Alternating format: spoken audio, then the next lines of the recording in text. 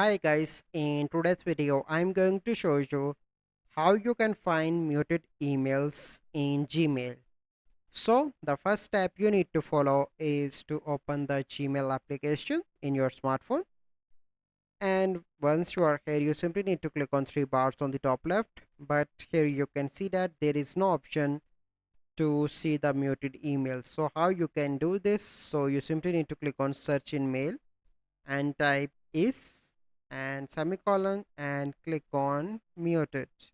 You need to type this and click on search, and you need to wait, and after that you can see all the emails that are muted. So here you can see that currently we have only one. So this is the process that you need to follow.